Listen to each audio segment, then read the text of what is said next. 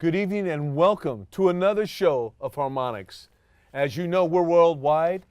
We get everybody that we can, and I got a rock and roll queen, one of the best female guitarists ever in this area.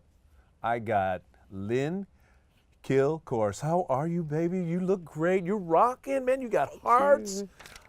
Welcome to my show. Thank you very much for having me. Oh, you got style.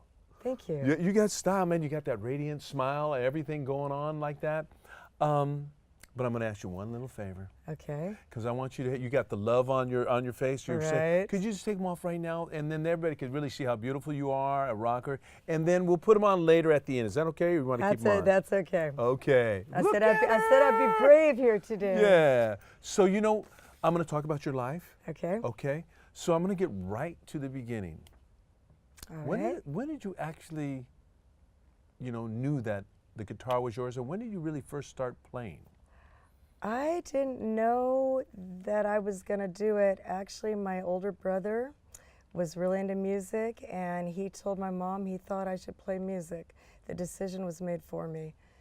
I never said, I don't believe I want to play guitar or anything. Mm-hmm. And then they bought me an old classical, your first guitar. Right. And I became obsessive compulsive, and probably by the end of, I was practicing hours and hours by the end of a year. Really? Hours and hours, yeah. So when you say that, how old were you about? I was 14 when I got that guitar. Really? And yeah. and you just felt something about it, and then it just, to do hours and hours, I mean, you're really...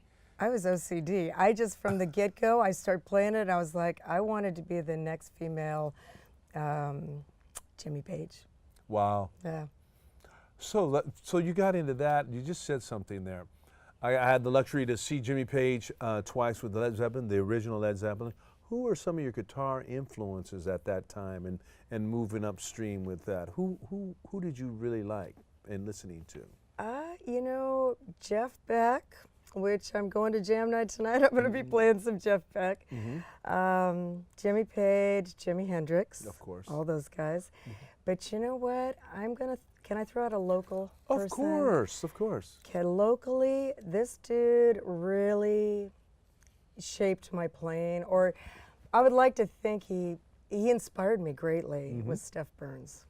Oh, of course, yeah. One of the great guitar players of any time. We were in jazz class together at DVC, and we were in jazz rock improv with Frank Samaris. Frank Samaris is a very good friend of mine. Yeah, he's family. Well, he taught it. Yeah. The teacher there was on a sabbatical, and it was one summer of jazz rock improv, and there were future greats in that class. Steve Sage, Steph, Mark Russo, I think.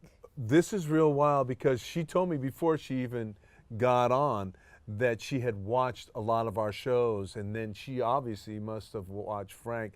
What a coincidence. Is that crazy? That is absolutely crazy. So let's talk about Steve Sage. Right. What a great man. What a great man, dear friend, and he lives in my head. Mm-hmm. If you could be immortalized, he's immortalized. Yes, because I always, when I go to a gig, I just put this on Facebook, but when I'm wrapping a cable, or I think about it, I go, oh no, don't wrap it that way, or, He taught you all kinds of different things that most people. Lots of stuff. So when you went to his classes, that was at, what college was that? At DVC. DVC. So when you were doing that, and he inspired a lot of people. Lots of people. I mean, virtually hundreds. Hundreds, from the 80s. Yes. From the mid-80s on. Just a tremendous asset. When you were with him, right? Right.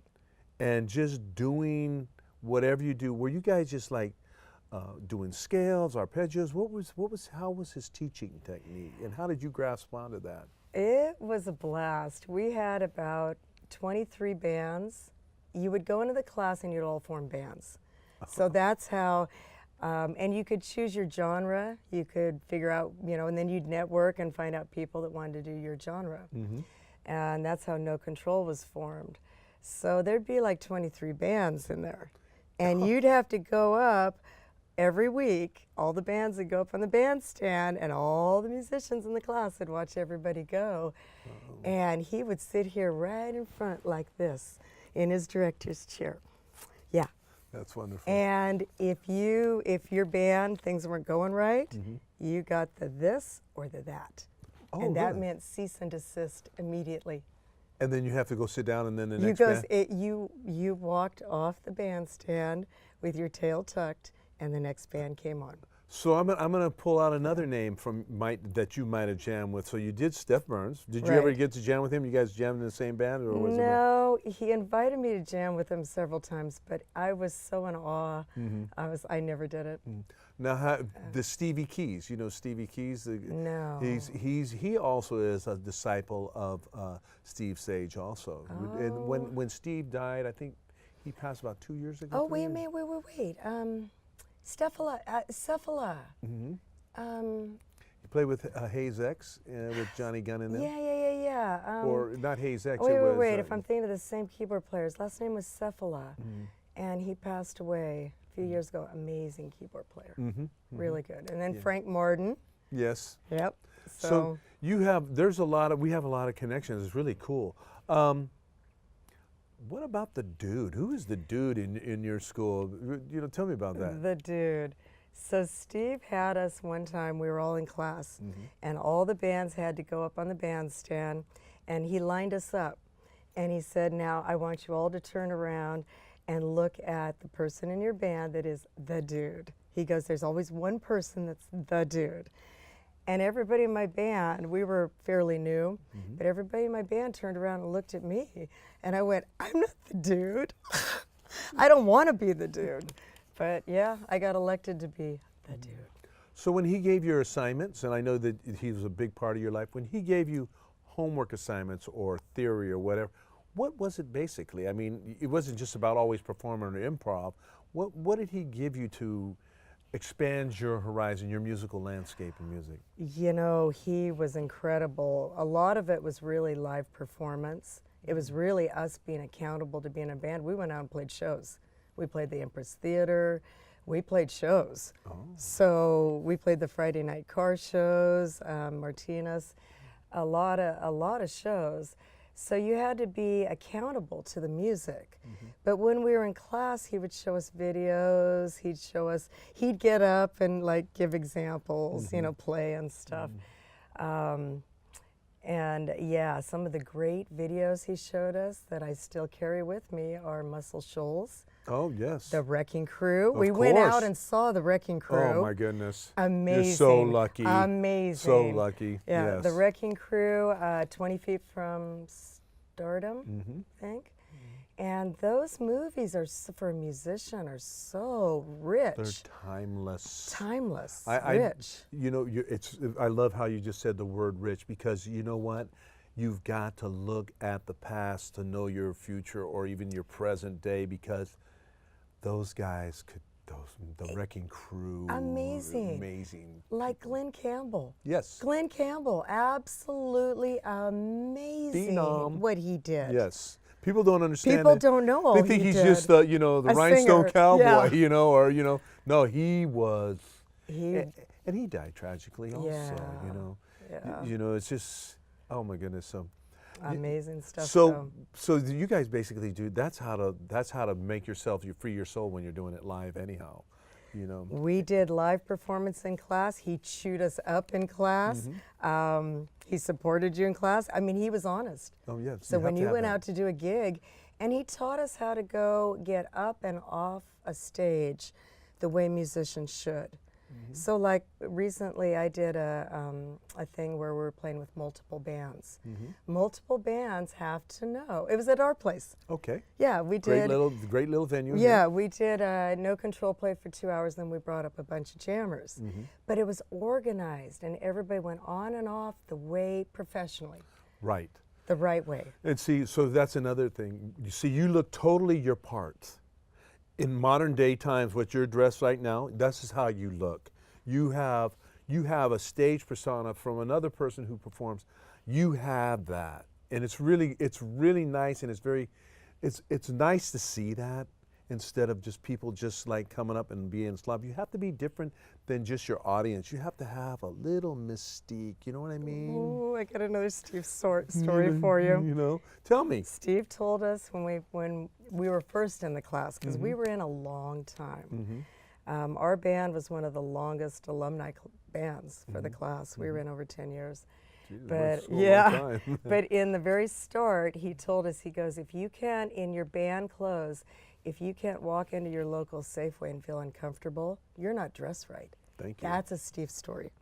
So my daughter and I, we both thought about that. We went in Safeway and went, well, if they're all looking at us funny, then But that's who you are. we're probably on track. Right. You're totally on track, because it would just be like, let's just say, for instance, one of my favorite movie actors, Marilyn Monroe.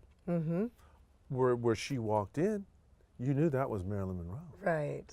You know that Clint Eastwood, whoever, you have that nice stage present. I like to call it rock elegance with decadence, and that's what we are. Right. You know, and you have a contagious smile that you bring everybody in, and and I didn't know you, but I mean, just when you watch people, you watch their movement and how do they intermingle with the audience and the crowd afterwards, because we got to meet and greet, right? Right.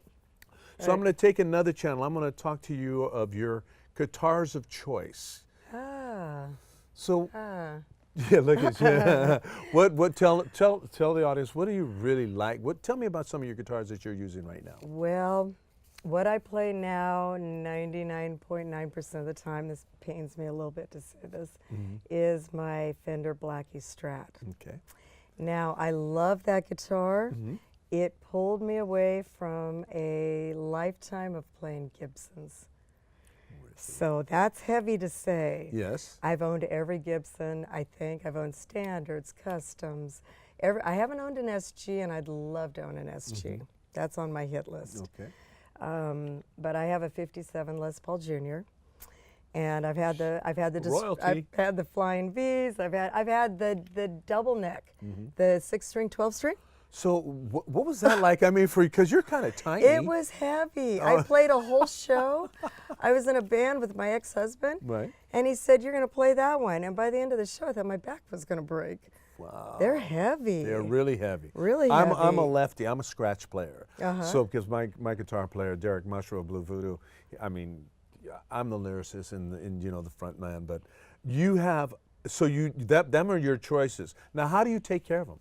How do you keep them in tune? I know, but give me an idea. What do? You clean your guitars? You just change strings? How often do you change strings and things like that? I change them a lot more now because I go out to so many jam nights and the band plays a lot that they've been crudding up really fast. And I'm breaking them right and left. Really? I've been at shows breaking like the A.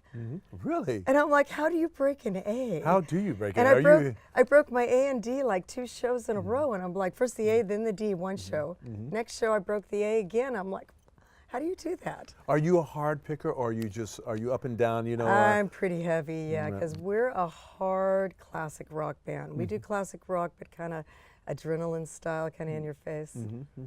So let's talk about that for a sec. Do you want to talk about No Control? Sure. So you guys, how long have you been together as No Control? We've been together, I want to say now maybe 13 years. And you have 4 players. We have 4 players. Used to have 5. Okay, so you have your drummer, your bass player, and then you got somebody really special that fronts you guys, right? Am I correct? And my daughter. How did that all come about? That was actually a freak accident, to be honest. I call us the rock version of the Judds. Yeah, that's I love it. I like that. It's kind of like that. We had a girl singer in our first version of No Control, which was called Out of Order. and that was in Steve Sage's class. And we had this really cute 18-year-old girl named Nicole. She could sing like, I mean, really, really good, but she wanted to go try out for American Idol. So she quit the band. We had 2 shows left to do. She went and tried out, made it as far as Paula Simon and Randy, and they said, you're really good, but we have an 18-year-older. So my daughter had been making me holler around to talent shows for the prior 2 years, and she would have turned me into a stage mom, honestly. Really? Yeah, she was all about these talent shows. So she would go, and she was this cute little thing. She'd walk in, and a lot of times she'd do really well. And she's singing in this high school band, and I went, okay, I lost an 18-year-older, and I got a 17-year-older over here. I'll bring her into Steve's class and give her some experience, live experience. Excellent. And then she never left. Wow. So she stayed at Steve's class then too? She stayed in too. And then she has become your lead vocalist? And she has become her, and when it first started, honestly, you could tell. She would look over at me, and it was like, you know. Feel it. Yeah, it was like there was something Magnetic. attached between us. Right, right. And not anymore. She is a full-blown, secure, fabulous vocalist all on her own. So we talked during Christmas holiday. Your band is doing pretty good. I mean, you guys got a lot of shows. You were saying that you're getting a lot of shows. We'll talk about a show that I'd like you to see if you guys could get in, a venue. We'll talk after. You know, well, I could say it's the Phoenix. Have you guys gone to the Phoenix? No, no. So I want you guys to talk to that gentleman over there, and I think you could get in. As some of our own colleagues, you know who the Hormones are. Oh yeah. And the blues. I'm giving you a hit, Rhonda. You know, with the Hormones, I love those guys, Louisa and all them. But she has the Blues Mothers, and they just played there. Oh, okay. So they're kind of opening up to different, and we're trying to get, Blue Voodoo's also trying to do that.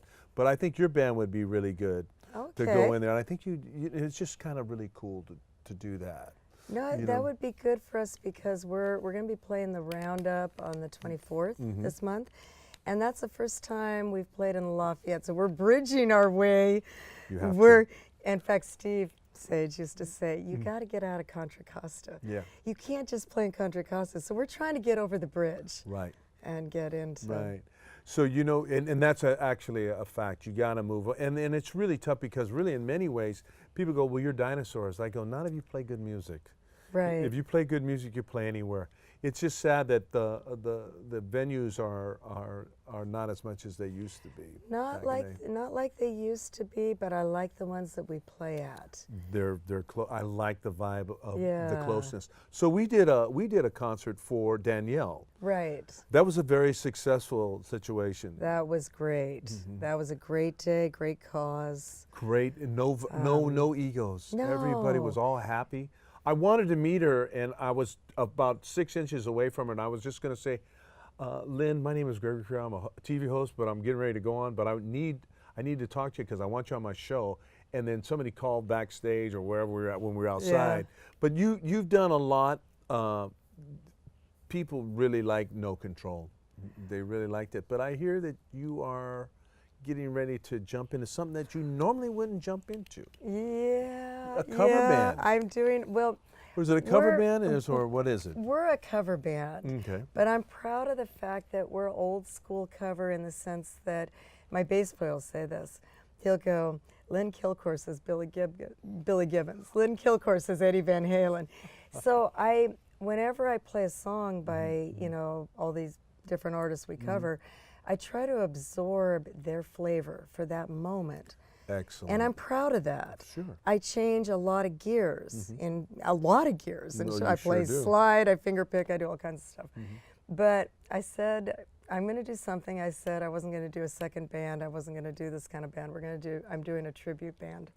So when you say tribute, is this going to be, you know, somebody like the Beer Drinkers, Hellraisers? No. You're going to do a variety of different bands. We are doing a tribute band. It's officially, I think our name is going to be the One Pump Chumps. And we're doing a tribute to one-hit wonders. Oh. So all the one-hit, mostly 80s, 90s, but just all kinds of one-hit wonders. Can you throw me a title, or have you guys? Like, I don't know, like Spirit in the Sky. Really? Lunatic Fringe. You're going to be doing that stuff. Just crazy. That's crazy stuff. Crazy stuff that you don't hear anymore. And what is the name of the band again? One Pump Chumps. And that's with my bass player, John Holm. Okay. And Kelly Nichols Corey. Yeah.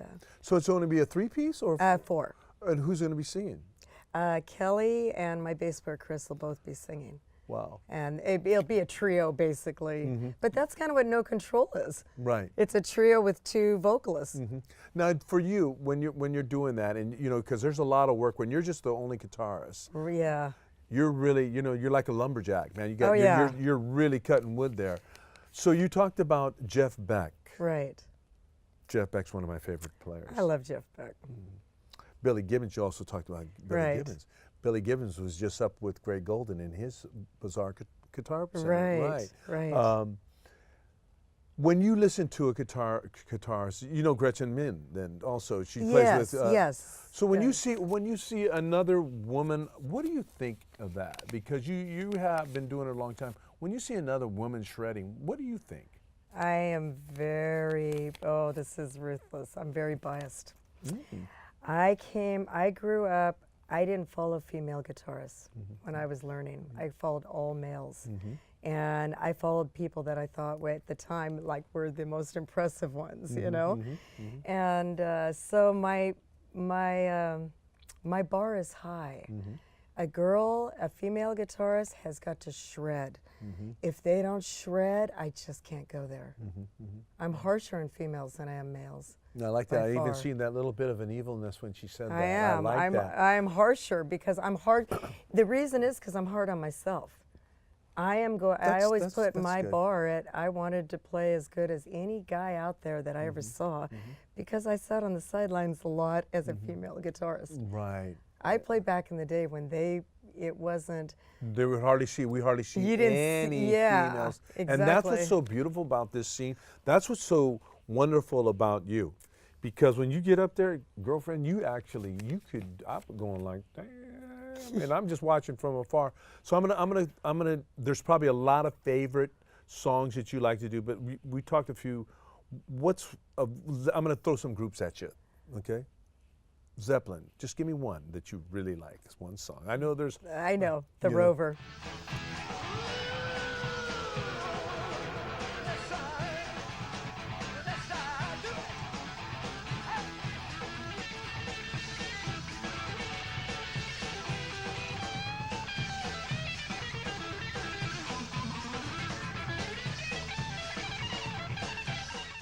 ZZ Top. Probably one we do now, Tush.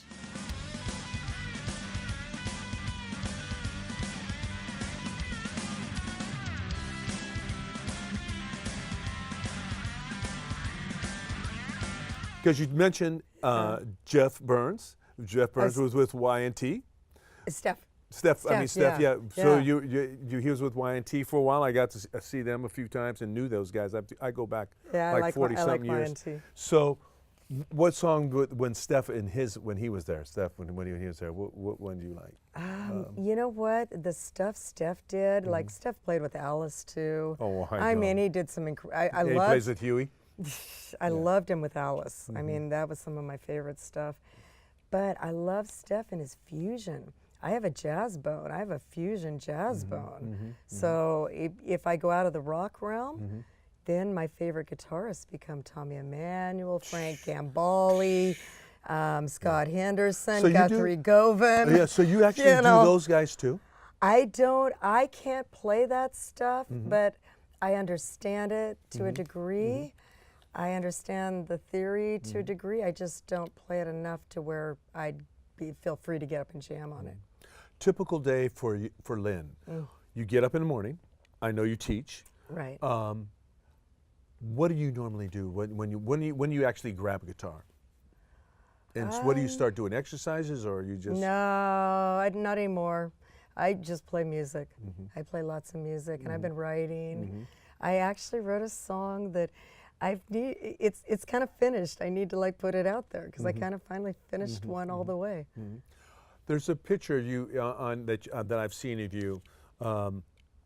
You're almost like Angelica. How old were you there? Because you had, I think I'm not mistaken, it was a 12 string, am I correct? It was a 12-string Takamine that I love, should never have sold. Yeah, one of those ones I should not have sold, because I've had a lot I should not have sold. So okay, your array of, you have how many guitars now? Or you have a collection, or you just keep? I've got like 5, you know those first classicals you get? I might have 5 of those in my closet. I have my 57 Les Paul Jr., the Blackie Strat, I have a Parkwood acoustic electric. A Parkwood is the 2 dudes that made Taylors, spun off and made a company called Parkwood. Okay. And I stole this thing out of Guitar Center one day, and it actually stands up against Martin's. It's a killer guitar. Really? Yeah. The only acoustic guitar I would put over it, and I'm going to own one of these one day, Tommy Emmanuel's Maiden. That guitar is legendary. Really? And I've played one. Oh. And it's unbelievable. Look how excited she is talking about that, man. I mean, really, that's serious. No, unbelievable. I played when they look like a little parlor guitar. Right. They cost about $3,000. They're unbelievable. So, what is your setup? Oh, I love my setup. Yeah, I love to talk about my Yeah, setup. tell me your setup. I play through my Blackie Strat now. Like I said, most of the time I do play the Junior a little bit. Okay. I think I played it for so many years. I just, you know, now it's all about the Strat. But I have a Dumble clone. Okay. My ex-boyfriend reversed engineered the best Dumble out there. He thought, I think it was the 2 Rock he thought was the best one, because there's about 10 of them. And we both like the Dumbles a lot, right? So he's really, really smart. He reverse engineered the best one, and he built his own clone. Now, the amp I play out of is the second of the clones that was built, and I still give him throwouts on, you know, shout-outs, because he could sell these. They're Pedals? Incredible. What is your pedals? Pedal board, pretty simple, wah. Oh, I have a Memory Man chorus, Eric Johnson. That is the old Eric Johnson, big piece of real estate. Right. I would not take that off my pedal board for anything, and it's a big piece of real estate. Right. It is. It's a chunk. Yeah, it's a chunk. It's a one-trick pony, but that chorus it does is to die for. It got great tone. To die for. So. And a tube screamer. Okay. Would never live without my tube screamer. Let's talk about this. What strings? 9s to 46s. I'm not real picky, but I like the Picks, or do you have your own pick? picks. I'm picky about my picks. Only the purple picks. Only the super heavy purples. Okay. And I've gone to jam. Do you have your name on it? No. You got to get one. I know. You got to get, because you could just go. My go purple like that. picks. I've gone to jam night and I didn't have my purple pick, and I'm like, I borrowed a pick, and I'm like, this just really doesn't feel good. You know, it's been grand to have you here today. Thank you so much. It's such an honor. Oh, it's just great that you're here. Thank you for that compliment. But it's an honor for us to have somebody who is actually so distinguished on the scene, and is actually like I said that to Chuck Marwell. You're a musical ambassador. You shine. You make us all shine. Seriously, you make us all shine, is because you set the bar. You know, you set the bar. I said that to you know, my good friend Thomas. You know, just a great guitar player. The Evan Thomas Blues Band, and that's when we were out. That's what we were looking for. But you are a ball of energy. I can't wait to see what you do next. You got, you know, and we forgot to say one thing about the pick. Tell me about the pit. The pick. The pit. Oh, the pit. Oh, the Yeah, pit. real The quick pit. before Not we the say pick, goodbye. the pit. My garage is where we practice. We've been practicing there for like 13 years, and it's called the pit.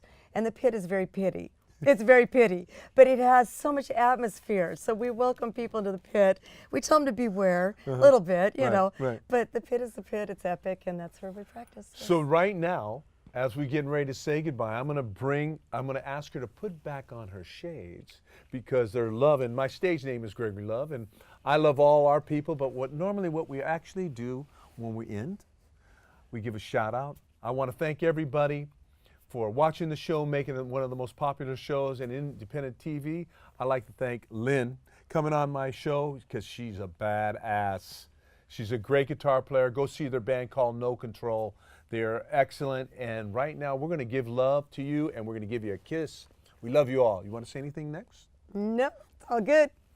Rock and roll. Rock and roll. Peace.